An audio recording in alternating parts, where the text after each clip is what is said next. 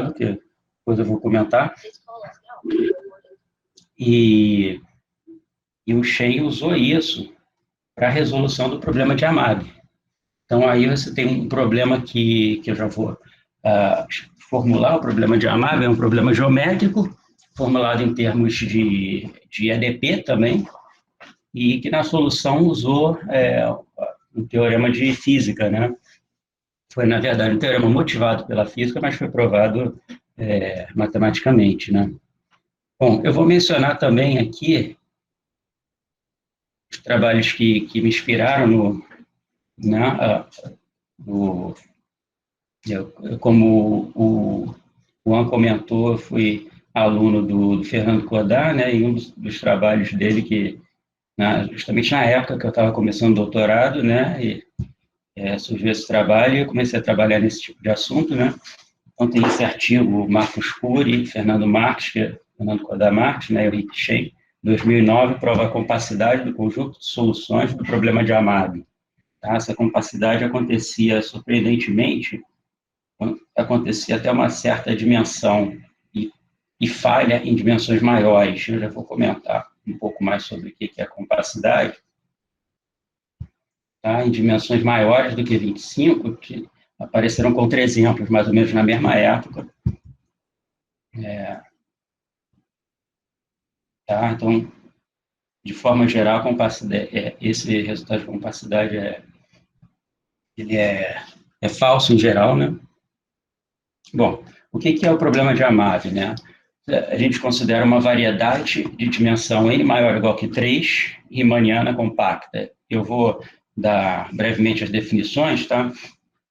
Mas a pergunta é se existe uma função sem infinito, positiva, tal que a nova métrica obtida multiplicando por esse f, ela tem curvatura escalar constante. Tá? Então, vamos dar uma olhadinha no que é isso. Vou passar mais ou menos aqui para baixo. Essa parte daqui aqui é uma variedade. Uma variedade é um espaço topológico que é localmente homeomorfo aberto de Rn. Então, pego aqui Rn, pega aberto de Rn, que cobrem a variedade toda, né? E elas são homeomorfos a abertos abertos da variedade, né? Que são homeomorfos a abertos de Rn. Tá? São aplicações que a gente chama de cartas. Então, essa estrutura é passada, né, localmente Rn, mas tem algo mais aqui. Quando esses abertos se interceptam, e eles têm que se interceptar, né, porque cobre a variedade toda, a gente tem as chamadas trocas de carta, né? Você tem uma interseção. Então, você tem aplicações, a aplicação aqui composta, né? A gente pede usualmente que ela seja suave. Num certo sentido, depende da classe que a gente vai trabalhar, né? Para a gente aqui vai ser sem infinito. Tá? Mas vocês reparam que você pode pedir coisas mais fortes do que isso, ou até mais fracas também, né? Você pode pedir, por exemplo, que sejam analíticas reais, né? As trocas de cartas, mais forte, né? Mas para a gente vai ser sem infinito. Com essa estrutura, a gente tem eu falei que me atrapalhar um pouquinho aqui, vamos lá. Com essa estrutura, a gente tem, por exemplo, o espaço tangente, essa estrutura diferenciável, né? Diferencial. Você pega um ponto da variedade, a gente tem o espaço tangente a essa variedade, que pode ser definido todo intrinsecamente através dessas cartas, ou se a gente tiver num mergulho, né, em Rn, assim como esse desenho, você pode ter uma interpretação geométrica, né, que é os vetores tangentes lá, a superfície nesse caso, né. E o que vai interessar para a gente aqui o que falta falar, né, é o que é uma métrica riemanniana, né. Uma métrica riemanniana, G, métrica Riemanniana, eu peço desculpa pela minha letra, Riemanniana. É uma associação para cada ponto da variedade de um produto interno chamado de GP, que é um produto interno positivo definido. Claro, isso em TPM, né? Lembra que TPM, bom, eu não cheguei a comentar, mas TPM tem a estrutura de Rn. Esse espaço tangente é um espaço vetorial, né, construído, né, e ele tem a estrutura de Rn. Então faz sentido aí, você tem um produto interno positivo definido. E mais do que isso, você perde uma certa suavidade também, no nosso caso, ser infinito, dessa escolha de cada P um produto interno, tá? Isso pode ser formulado em termos de coordenadas, tem essas formas de formular. Lembra que localmente, para a gente é Rn, então tem todas essas estruturas, tá? O que é interessante é que a partir disso, a gente consegue várias noções, por exemplo, claro, ângulos, comprimentos, né? Comprimentos vetor, logo comprimentos de curva através de integração, né? Comprimentos de distâncias entre pontos, através do ínfimo, né, dos comprimentos, volumes, né, e o que a gente vai usar bastante aqui são curvaturas, tanto curvaturas quanto operadores, e basicamente vai ter relações entre, as relações entre as curvaturas, entre curvaturas de diferentes métricas, vão aparecer operadores relacionando, tá? Então, vamos dar uma olhadinha aqui na outra tela. Vamos dar uma visão geométrica aqui. Aqui a gente tem um exemplo bem simples, né, de uma superfície, né, uma variedade de dimensão 2, é uma superfície. Vamos considerar esse ponto lá no Polo Norte, tá? Você vê que tem várias curvas saindo aí, essas curvas são círculos máximos, que são interseção de planos, né? Dimensão 2, interseção ortogonal aí com a figura, né? Passando pelo ponto P. Tá? Essas curvas são curvas planas que elas têm curvaturas associadas. Vamos fixar esse ponto P. Tá? A curvatura nesse ponto P. Como que se calcula a curvatura da curva? Você olha para esse círculo osculador, né? Esse círculo que é tangente, né? E a gente coloca 1 sobre o raio, aí você tem a curvatura da curva. Tá? Você pode pegar isso em direções diferentes, né? E aí você tem curvaturas que são chamadas curvaturas principais, que é o máximo da curvatura da curva, das várias curvas, né, e o mínimo. E você faz o produto. Isso dá um número. Vamos olhar para cá. Se as curvas estiverem viradas para o mesmo lado, né, você tem a curvatura, você tem uma quantidade positiva. Essa é a curvatura gaussiana positiva. Se tem A. O item B é a curvatura gaussiana negativa. Você vê que tem sinais opostos. As duas curvas estão destacadas aí no meio, né? Elas estão viradas para lados diferentes, né? Com cavidades para o outro lado, lados opostos, né? E no terceiro, no C, você tem aí uma das curvas é plana, assim, plano no sentido, ela tem curvatura zero, tá? Então, isso dá zero, a curvatura. E para ilustrar isso, tem esse exemplo do toro aqui. Você tem na parte de fora a curvatura positiva, né? Curvatura gaussiana positiva, e dentro a curvatura gaussiana negativa, tá? Então, para a gente, o que vai ser importante é um teorema clássico aí de Gauss, né? Que é o teorema Gresham de Gauss, que diz que a curvatura gaussiana, vamos colocar aqui, a curvatura gaussiana, vou apagar aqui, ela é uma função, como eu falei, né, suave, né, e o que é o teorema Gresham de Gauss, diz que você pode expressar a curvatura gaussiana só em termos da métrica, tá, das derivadas da métrica, mas tudo em termos da métrica. Então, essa curvatura tem uma definição intrínseca, assim como variedade, a própria curvatura também tem a definição intrínseca. E mais do que isso, isso é feito para a dimensão 2, né? Em dimensões maiores, você pode estender esse conceito de curvatura, e aí fica bem mais complicado, porque depende, naturalmente, do plano que você vai pegar. Você tem infinitas direções aí para escolher a curvatura, tá? E você escolhe planos de dimensão 2, e para cada plano de dimensão 2, você tem uma curvatura associada. O que é essencialmente uma média dessas curvaturas é a curvatura escalar.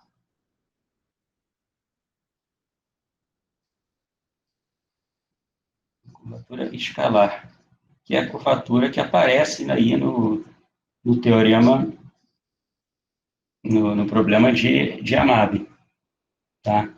E também expressa em termos da métrica, tá? Então, quando a gente vai no problema de Amabe,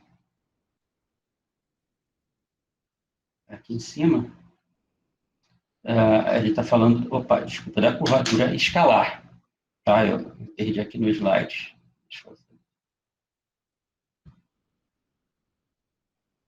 A gente está falando da curvatura escalar, que estende aqui, né? Será que existe uma métrica de curvatura escalar constante? A motivação para isso, uma métrica conforme, né? A motivação para isso vem do teorema da uniformização de Riemann. Isso é uma forma de estender... Bom, isso é uma pergunta natural em dimensão maior igual que 3. Mas em dimensão 2, isso é resolvido como consequência do teorema de uniformização de superfícies de Riemann. Então, uma superfície de Riemann é uma variedade de dimensão 2, onde a estrutura que você coloca, você pede que a troca de cartas ela seja holomorfa. Então, não é só ser infinito, pede que seja holomorfa. Tá? A gente está em R2, então é C, os complexos. Né? Uma consequência do teorema da uniformização é que cada superfície de Riemann, cada superfície, agora, cada variedade de dimensão 2, possui uma métrica conforme que tem curvatura gaussiana constante.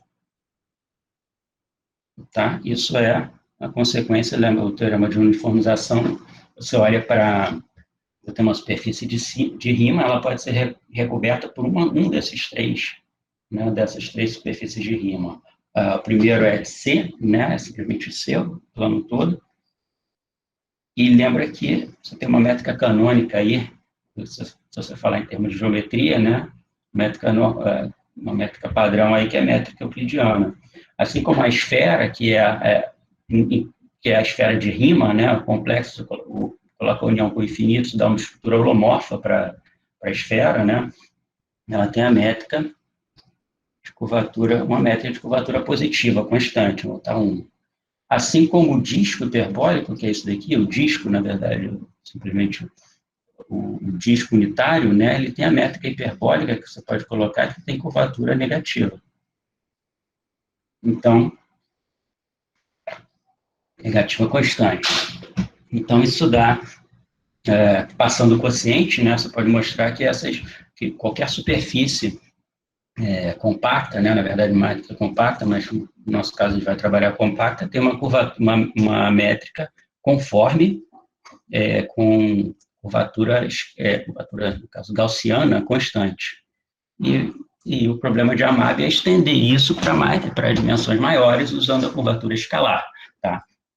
Então, vamos dar uma olhadinha como que é a formulação do problema de Amabe, como que isso se relaciona com as EDPs. A gente tem a equação de Amabe. Então, vamos olhar para cá, a gente tem... Lembra que a métrica é conforme, ou seja, você só faz uma mudança na métrica aqui. Aqui, deixa eu fazer um fator F. Tá? E aí eu estou colocando aqui esse expoente 4 sobre n menos 2, que é o expoente natural para você ter, para melhorar a equação final. Tá? Não aparece termos de gradiente na equação. O que aparece aqui ó, é o Laplaciano. Isso daqui, deixa eu botar numa cor diferente. Lembra que eu tinha comentado que a métrica também você conseguia construir operadores com a métrica, né? Então, você tem um laplaciano, que estende o laplaciano euclidiano, tá? Se você expressar em coordenadas, você vai ver que é um operador elíptico, muito parecido com o laplaciano, com o laplaciano euclidiano, mas o interessante é que isso independe das coordenadas que você colocar. Então, lembra que as coordenadas são locais. A métrica G é uma coisa global, então você tem esse operador definido globalmente, que a gente chama de laplaciano, né?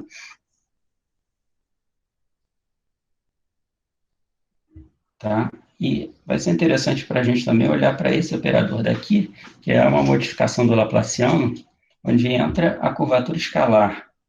Esse, esse daqui, ó, esse R aqui, é a curvatura escalar da métrica G. Tá? Então, você tem um operador aí que chama Laplaciano conforme, que é um operador apropriado aí para esse tipo de equação, para trabalhar com esse tipo de problema, né, com métricas conformes. Tá? A equação de Amab é quando você bota, essa equação que eu escrevi aqui é a relação entre a curvaturas escalares e métricas conformes. Tá?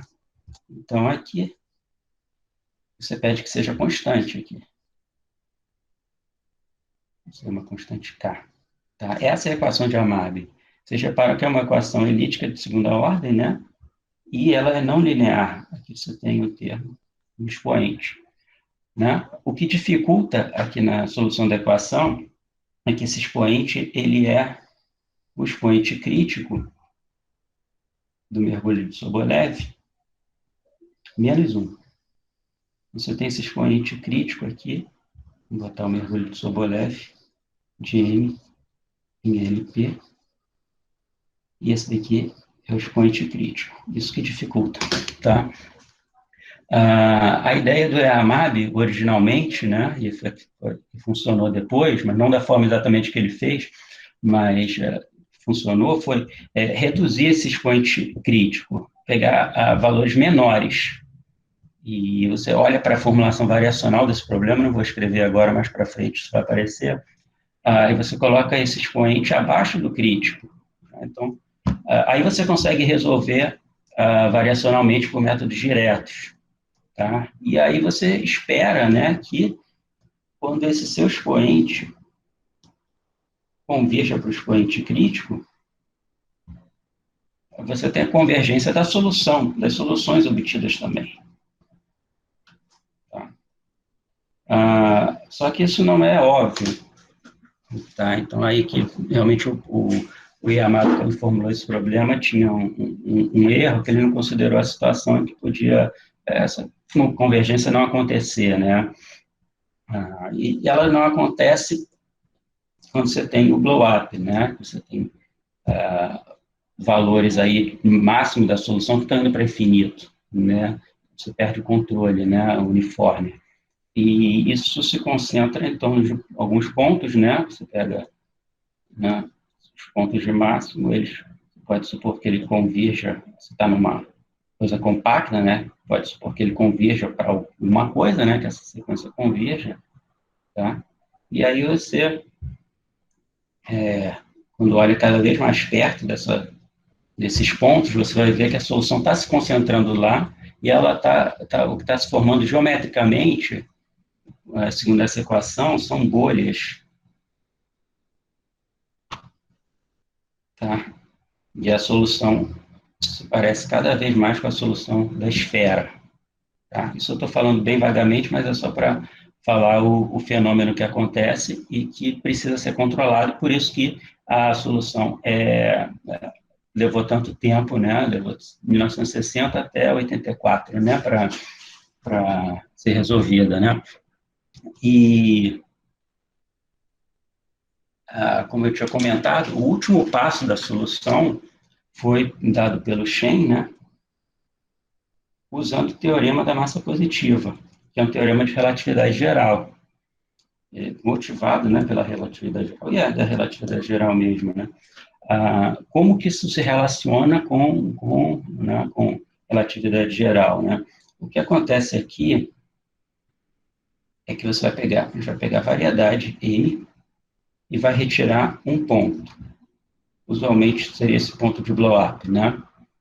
Então, M bar. Então, tira esse ponto. E olha para a variedade que sobra. Tá? Então, a gente vem aqui,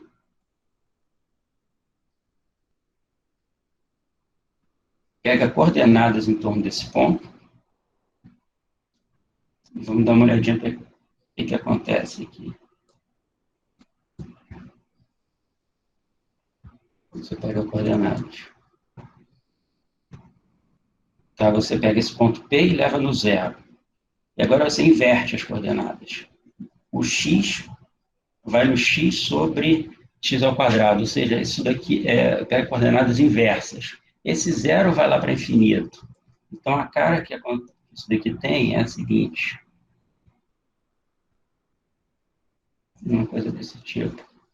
Aqui, o zero está indo no infinito, aquela parte destacada está aqui. Então, a cara da variedade é uma coisa assim, né? Tem aquela parte que eu desenhei aqui, que tem uma topologia, né? Então, a variedade passa, tirando esse ponto, tem essa cara. Bom, e o que se faz é ir um pouco além e fazer uma mudança conforme da métrica. Então, o que você faz? Você pega não só essa... Aqui tem espaço. Essa variedade G, você muda a métrica também. E você usa uma função de Green, exatamente do Laplaciano conforme, para obter uma nova métrica, que é a função de Green.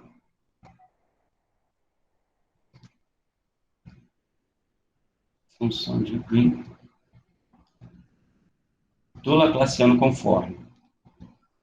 Daquele operador que eu tinha destacado. Tá? Elíptico de segunda ordem, que era uma modificação do Laplaciano. Tá? Com singularidade no ponto P. Você pega essa função, muda a métrica, e você muda toda a geometria né? Não só topologicamente, né? Tipo, um ponto muda topologicamente. Agora você muda a geometria também. E a cara que isso tem é uma coisa desse tipo.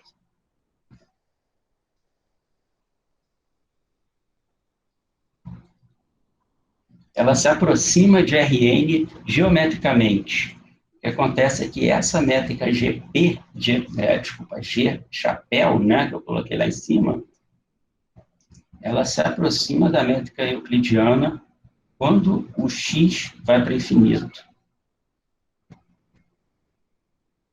Tá? O x aqui indo para infinito, né, um ponto x aqui, né, aqui indo para infinito, tá? Se aproxima da métrica euclidiana. O ponto é que isso daqui é uma variedade assintoticamente plana, que se chama, né? Mas o ponto aqui é que isso é uma situação que em física faz sentido. Se usam variedades assintoticamente planas para modelar sistemas isolados, tá? Em relatividade geral. E um conceito que aparece aqui é a massa ADN, que é a massa desse sistema isolado. Tá? Onde que aparece essa massa ADN nessa história toda? Bom, eu vou apagar aqui porque eu não vou ter espaço, mas a função de Green desse operador, ela tem uma cara mais ou menos assim. X elevado a 2 menos n, né, característico aí do Laplaciano, né, função de Green Laplaciano, um termo Ozinho que de ordem menor, e aqui no meio, esse termo daqui, surpreendentemente, né, ele é a massa ADN do sistema isolado. Essa massa ADN ser positiva implica certas desigualdades aí na prova do teorema, né? Então, a massa ser positiva significa esse A ser positivo, isso implica aí é usado para a solução do problema, tá? Do problema de Amado. Tá? E evita justamente ele... Lembra que a solução envolve não haver essa situação que é o blow-up, né? Tá? Então, bem a grosso modo, essa que é a relação. Tá? Teorema de massa positiva com problema de Amado. E, bom, eu queria passar agora para falar onde que entra a minha pesquisa nisso, né? Existe esse problema de Escobar-Riemann. O problema de Amaba, ele motivou diversas questões semelhantes, né? O Escobar, ele foi aluno do Rick Shen, e ele já faleceu, né? E ele foi orientador do meu orientador, né? Do Fernando Sodá.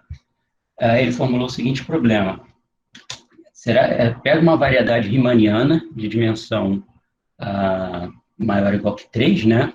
Compacta e com bordo. Aqui está o bordo, tá? Então, uma figura... Deixa eu ver se tem alguma figura aqui. Não, não tem figura nenhuma, então vou fazer agora. Então, uma variedade com bordo. Quer cara aí. Eu não estou conseguindo fazer, peraí. Pronto, agora sim. Uma variedade M, possivelmente topologia lá dentro, tem um bordo aqui. O bordo tá aqui. Será que existe uma métrica conforme a métrica que foi dada, a métrica original, né? Que tenha curvatura escalar zero no interior. Você pode até pedir uma constante diferente, mas nesse caso zero no interior. E a curvatura média do bordo ser constante. Tá? Eu não falei o que é a curvatura média do bordo, mas vamos pensar o seguinte: a curvatura escalar estende a curvatura gaussiana, que é uma coisa intrínseca da variedade. A gente usou o ambiente, né, para ilustrar isso, mas lembra que, pelo teorema Egrejum de Gauss, não depende da geometria exterior, né, depende só intrinsecamente, né. A curvatura média é uma curvatura obtida de forma semelhante, mas com a geometria extrínseca. Então, ela leva em conta quanto que esse bordo se curva com relação ao resto da variedade, tá? Então, mas é uma curvatura natural para se trabalhar em combinação com a curvatura escalar. Tá? Essa que é a questão, né? Será que existe uma métrica assim? Tá. Deixa eu só motivar brevemente esse problema. Quando você está nos complexos, você pega um domínio dos complexos, um domínio aberto, né, mas que não seja os complexos todos, e que seja simplesmente conexo, vamos botar aqui simplesmente conexo, isso tem que ser holomorfo a um disco. Tá? Em particular, nessa concepção de aplicações holomorfas são conformes, você herda toda a geometria do disco. O disco tem curvatura zero, se você pensar com a métrica induzida, né, pelo ambiente, né, euclidiano, né, aqui você tem curvatura zero. E no bordo do disco, né, você tem a curvatura geodésica, que é a curvatura intrínseca, né, quanto que essa curva que é só uma curva, está se curvando, né, com relação ao ambiente. Você tem a curvatura geodésica constante igual a 1, né? Então, é um modelo natural. Quando você estende isso para dimensões maiores, você faz o mesmo raciocínio que a Amab usou, né? Você estende usando a curvatura gaussiana, a curvatura escalar no interior, e o que o Escobar fez foi usar a curvatura média do bordo para compor, né, e procurar estender, né, esse resultado. Então, eu vou voltar lá para os slides, e eu queria explicar como é que isso fica em termos das ADPs. Lembra aquele expoente que a gente usa, u elevado a 4n-2, você tem uma equação, que é a equação que relaciona as curvaturas escalares, e agora tem uma equação que relaciona as curvaturas médias do bordo. Curvatura média que eu digo é a curvatura média obtida usando a métrica G ou usando a métrica G chapéu, né, G-til. Né? Então, dependendo aí da métrica, você tem uma relação entre as curvaturas, né? E você pede que a de cima seja zero. Então, essa não linearidade no interior, você perde. E a não linearidade no bordo, você mantém, porque isso aqui é uma constante aqui.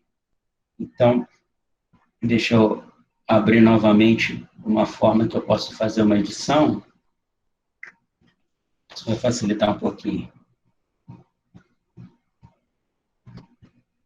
Então, fazendo essa pequena edição, o que eu estou falando é o seguinte, um comentário aqui. Esse daqui, pede que seja zero. Então, você não precisa se preocupar com essa não linearidade. Mas aqui você pede que seja constante, que é a curvatura média do bordo. Então, tem uma não linearidade de novo aqui, que aparece. Então, a EDP que aparece é um sistema que é linear no interior e no bordo tem um expoente que é crítico para um mergulho, é o crítico -1, né? Para o mergulho de Sobolev, o mergulho do traço. Tá? Tem uma formulação variacional para isso, tá? Eu não vou aqui entrar em detalhes, porque eu tenho medo de passar o tempo, daqui a pouquinho já vai estar acabando o tempo. Então, a formulação variacional está aqui para baixo, eu vou pular ela. Mas eu queria relacionar agora, comentar, né, que você tem também a questão da existência de soluções para o problema, né? Eu vou falar da formulação variacional, sim, que vai ser importante aqui.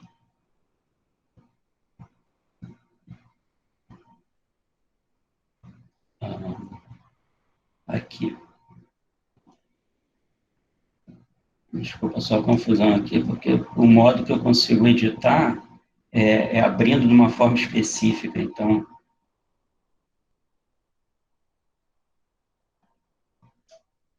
Às vezes me atrapalha um pouco com essa mudança de uma coisa para outra. Tá, então pronto. Aqui você tem a formulação variacional para esse problema. Os pontos críticos desse funcional, que está aparecendo aí na tela em cima, são soluções para o problema de Escobar. Aqui aparece os pontos críticos. Tá, isso tem até uma interpretação geométrica também para isso, mas aqui eu vou estar interessado na parte analítica, né? Pontos críticos são soluções. Então, é natural você olhar para o ínfimo disso e se perguntar se você consegue atingir esse ínfimo, né? Você pegar sequências convergindo para esse ínfimo, né? E esperar que converja, que aí você encontre um ponto crítico, tá? O que acontece aqui é que isso não é verdade sempre. Na verdade, esse funcional nem é sempre limitado por baixo, mas para a existência de solução é necessário que seja limitado por baixo, senão o problema não faria sentido, não teria solução. Tá. E aqui, naturalmente, você compara com o que eu estou fazendo aqui, é uma comparação com o caso modelo. Você tem aqui a bola, lembra que você tinha o disco em dimensão 2, então, em dimensão maior ou igual que 3, é natural você estender para a bola, tá? Então, a bola seria o modelo, né? Curvatura escalar zero no interior e curvatura média do bordo constante, n-1, né? H igual a n-1 no bordo. E esse é o caso modelo, inclusive, para você provar a existência de solução. O que acontece é que o invariante conforme, que foi definido pelo Escobar, ele é sempre limitado do modelo, que é a bola. Se a desigualdade for estrita, você tem existência de solução. Então, a desigualdade estrita,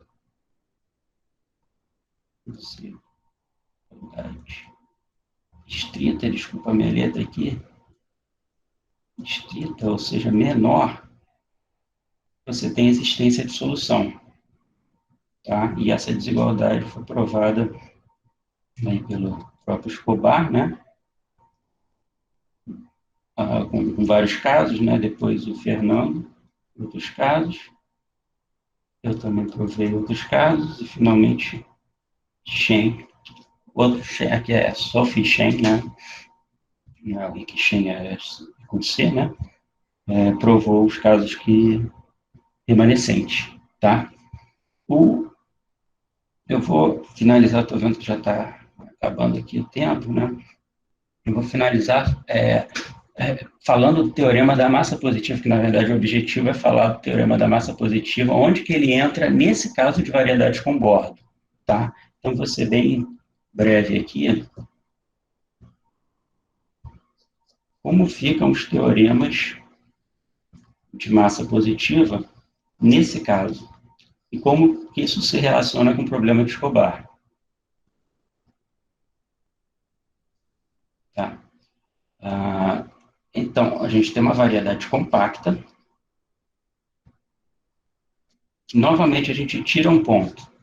Então, você tem um M barra, que é M, e você tira um ponto do bordo. Tá? Agora, a variedade deixou de ser compacta. A gente olha, novamente, faz uma mudança conforme da métrica, para mudar geometricamente, usando uma função de Green também, agora com condição de bordo. Esse GP é a função de Green.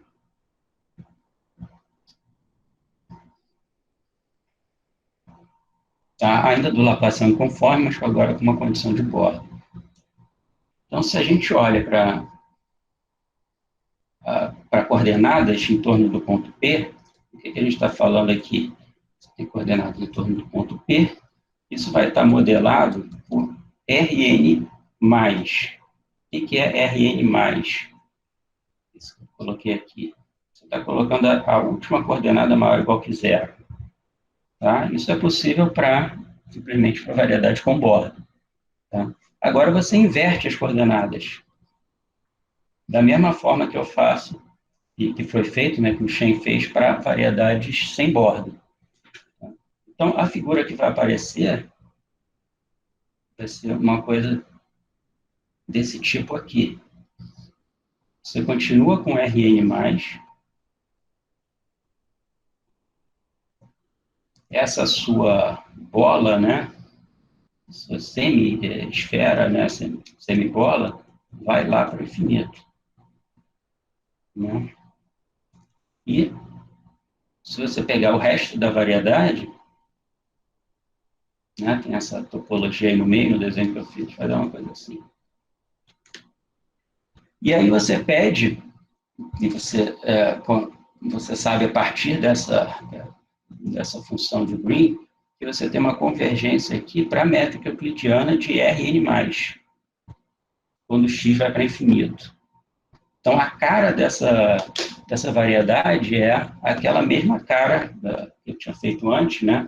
Uma coisa que se aproxima de Rn, só que aqui, é claro, aqui vai ter um corte, né? Porque isso aqui é Rn+, então seria esse desenho é um pouco difícil de fazer. Essa é uma coisa aqui, que corta, passa para o outro lado, e vai pegar só um lado disso. É um pouco difícil esse desenho, tá? Mas o que eu queria dizer é que esse tipo de problema também requer um teorema de massa positiva para isso. E tem uma interpretação, também uma interpretação em termos de relatividade geral para esse tipo de problema. Então, isso aqui vai ser um sistema isolado, agora com um bordo não compacto, tá? E a gente tem um resultado, o Ezequiel, que está aí na palestra, e o Levi de Lima, e diz que se a curvatura escalar e a curvatura média do bordo dessa variedade, né, essa variedade assintoticamente plana for não negativa, então a massa, existe uma noção de massa para esse tipo de situação, a gente define essa noção de massa e a gente prova que essa massa não é negativa. Tá? E mais do que isso, você tem uma igualdade C sua C. a, a variedade for o próprio RN. Tá? Isso é análogo ao teorema de massa positiva do Shen e Yao, que, no caso, é sem bordo, ou possivelmente com bordo compacto, mas não é esse bordo que vai para o infinito, que usa a curvatura escalar não negativa para concluir que a massa AdM é não negativa. Aqui a gente usa essa nossa massa, né? E usa também a curvatura média do bordo. Tá? Esse teorema tem diversas aplicações nos problemas de AMAB com bordo. Tá? Tem aplicações também em outras situações, mas essencialmente essa foi a motivação e a aplicação, essa foi a motivação inicial e a maioria das aplicações estão aí. Tá? Só para finalizar, esse resultado foi publicado em 2016, a gente tem um resultado mais recente, o Levi e o Lúcio Mari, foi publicado agora, né, no ANMRN, foi 2021. Ele coloca isso daqui no contexto, a gente coloca isso daqui no contexto físico. Esse resultado, a forma que a gente anuncia, é um resultado de geometria riemanniana, que tem uma motivação física, mas é um resultado de geometria riemanniana. O que a gente fez aqui foi colocar space-time, versão space-time, para esse resultado, que considera o caso considera isso num contexto mais geral, que isso está mergulhado no espaço-tempo, e aí tem toda a interpretação, né, a motivação física, na verdade, é um paralelo com a física, né? E, bom, isso é uma coisa que acontece com o teorema da massa positiva usual, né? E no nosso caso, a gente conseguiu fazer isso também, colocar nesse contexto, tá? Então, eu vou parar por aqui. Obrigado aí pela atenção. E desculpa se eu passei do tempo, não, realmente eu perdi um pouco aqui, né? Não. Obrigado. Não, tá bom, obrigado. Obrigado, Sergio. A continuación tenemos la parte de preguntas, por favor. Quien tuviera alguna pregunta para hacer a Sergio acerca del tema. ¿Alguna pregunta? Por el chat tenemos. ¿Alguna pregunta? Sergio, una curiosidad. Yo no soy especialista en la área, más por lo que entendí, el problema de Yamabe se reduce a resolver una ecuación elíptica más sobre variedades, ¿no? ¿Cómo resuelven eso analíticamente? Usted comentó por alto, mas ¿cómo resuelven esa ecuación elíptica sobre variedades? Analíticamente, a gente no es especialista, quería saber. ¿Qué método usa? Não, claro. Me parece que você falou alguma coisa aí. Eu comentei sobre o blow-up, né? Deixa eu colocar aqui uma formulação.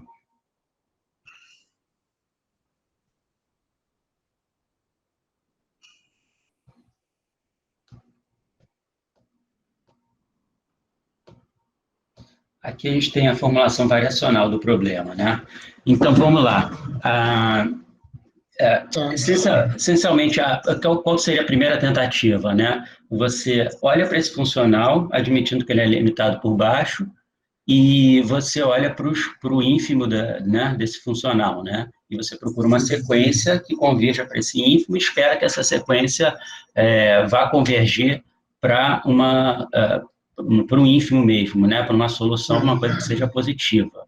Tá? Métodos diretos aqui não funcionam. Por que não funcionam? Você tem justamente esse expoente que é crítico. Você supõe, né, que essa normalização seja 1, né, esse quociente seja 1, mas você não consegue necessariamente, você tem a convergência na norma LP com P igual crítico, né? Isso você não consegue. Então, daí vem o problema, tá? Como que é a proposta para resolver, que vem desde do Yamabe? Você olha para o problema subcrítico. Então, você pega esse expoente daqui, esse n sobre n-2, e reduz esse expoente, tá? Aí, você volta para o funcional e você muda esse expoente aqui no funcional. Então, em vez desse 2, n-1, n-2, você reduz isso. Aí você consegue aplicar esse processo.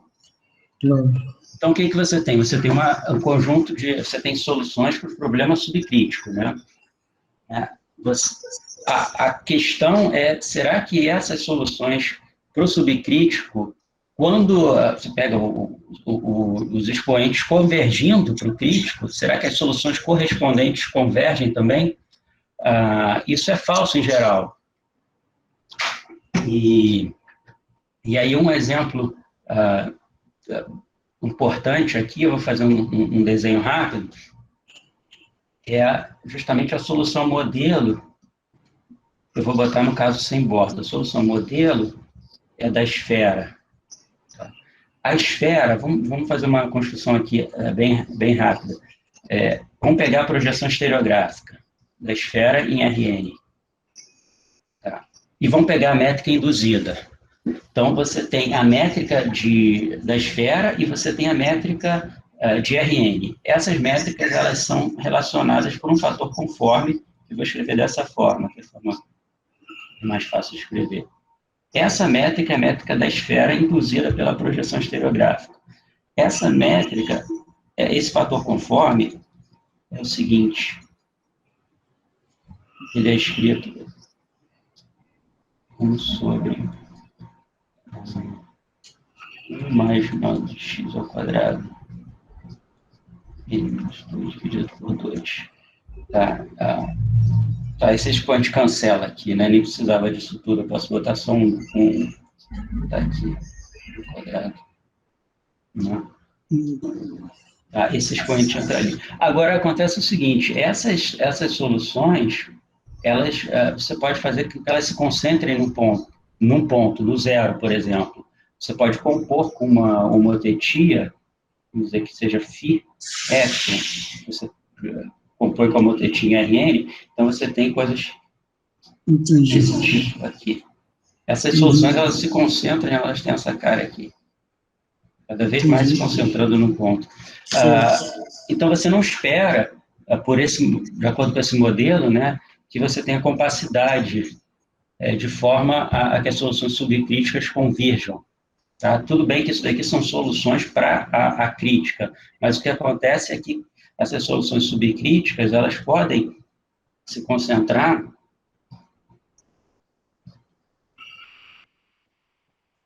cada vez mais, conforme o expoente converge para o crítico, essas soluções,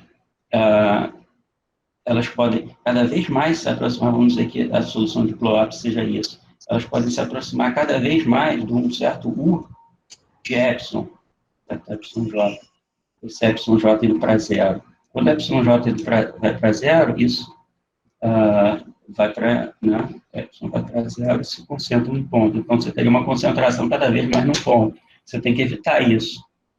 Para evitar isso, você compara com o caso modelo e você precisa de uma desigualdade.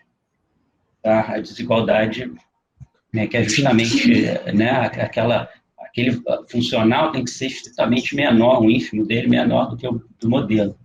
Tá? Ok. Obrigado. Alguma outra pergunta, por favor? Alguma outra pergunta a fazer? Eu gostaria de fazer uma pergunta. Por favor, adelante. Sérgio, bem, cara. Tá ouvindo aí, Sérgio? Opa, Nazareno, estou aqui. Então, o caso dimensão 2 aí, tem uma coisa interessante, né? Agora que eu estou analisando com mais calma, que se você pegar uma métrica conforme, o Laplaciano, ele... aquela parte lá da dimensão, ela some, né? O Laplaciano fica... Eu acho até que fica o mesmo Laplaciano, a menos da função na frente ali, não me lembro. A dimensão some ali mesmo. Ela como é que eu vou dizer?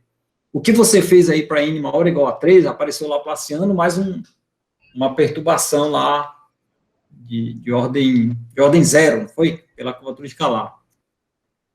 Em dimensão 2 isso não aparece. Aí, a fórmula geral é o Laplaciano mais N-2 vezes alguma coisa. Não sei se você está lembrando aí disso. Aí o engraçado é que é como se a técnica aí que está sendo usada, o início todo, é como se a técnica degenerasse, né? Porque, olha aí, você não pode pegar N igual a 2 aí, né? Essa técnica é só para N maior ou igual a 3. Mas daí tem uma outra maneira de fazer, né? Não sei se você estudou esse caso aí, ou se você está só debruçado dimensão maior ou igual a 3, né? Você poderia contar rapidamente aí para a gente a respeito desse caso aí de dimensão 2? Tá, vamos lá, Nazareno. Obrigado aí pela pergunta. É boa pergunta, né? Isso tudo é N maior ou igual que 3, né? Quando N igual a 2, como você falou, aquela equação, ela, né, degenera, né? A equação que eu coloquei, deixa eu colocar qual era a equação. A equação, ela degenera. Aqui, ó. Você repara que está tudo em termos, né, tem esse N-2 dividindo, né, essa equação muda, né.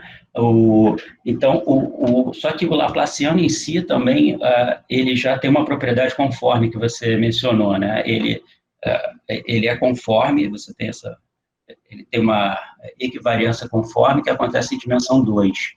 Dimensão maior ou igual que 3, ele não tem, mas esse outro operador aqui, o Laplaciano conforme, quando você coloca essa curvatura escalar, né, ele tem essa equivariância. Tá? Então, o que acontece é que em dimensão 2 você tem uma equação formulada, eu acho que vale a pena escrever essa equação.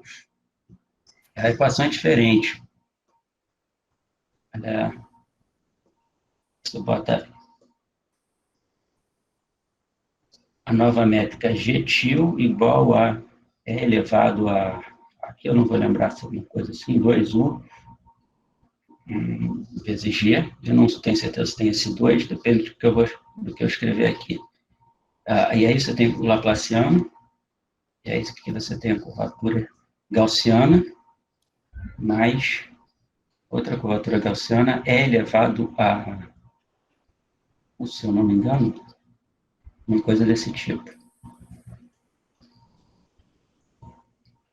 Uma coisa desse tipo. A equação é diferente, tá? Deixa eu ver aqui, né?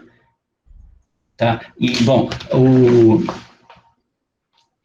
então, para resolver isso, esse tipo de equação, você tem, na realidade, como já se sabe que é possível resolver encontrando K-til igual a constante, o teorema de uniformização já dá isso, então você se pergunta se você pode prescrever esse K-til. Tá? E aí tem várias coisas sobre isso, só que muda o problema, né? Aquele funcional já não é mais, você já não usa aquele funcional, inclusive, ele vai ser constante, em dimensão 2, ele já não faz sentido usar esse funcional, o teorema de Gauss-Bonnet já dá que ele vai ser constante.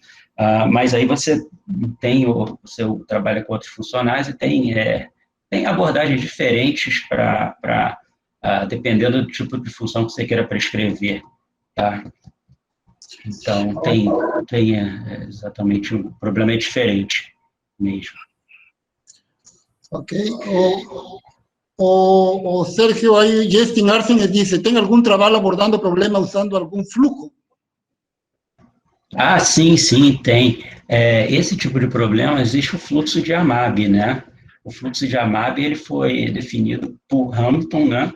Na verdade chama fluxo de Amab, mas foi o Hamilton, né, que definiu, e foi provada a convergência dele, ele funciona, né? Resolver o problema de Amab usando o fluxo de Amab de uma forma mais complicada, é mais fácil usar a EDP elíptica do que a parabólica correspondente, né? Mas também é possível fazer, isso foi provado pelo Simon Brandle, e num artigo aí de 2007, foi um de 2007, um 2005 ou 2007, foram 2 artigos. Bom, e essa técnica que ele usou serviu para muita coisa depois, inclusive para provar a existência, questões de existência as técnicas de fluxo que usava blow-up também foram usadas para provar a existência, e também para o fluxo. E aí já o fluxo para caso com bordo, eu tenho 2 trabalhos. Um para o caso do Escobar-Riemann, que a curvatura escalar é 0, faz o fluxo, prova a convergência, e outro que você bota o fluxo de Amave mesmo, um fluxo parabólico no interior, e você mantém a curvatura média do bordo 0. Tá? Isso tem um outro trabalho em conjunto com o Lim e Sun.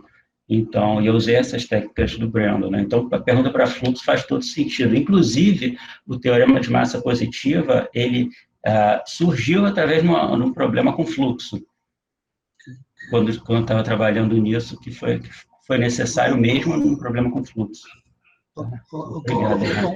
Muito obrigado, professor Sergio, por la excelente palestra, bastante clara, bastante precisa, y fue un placer tenerlo aquí en el seminario.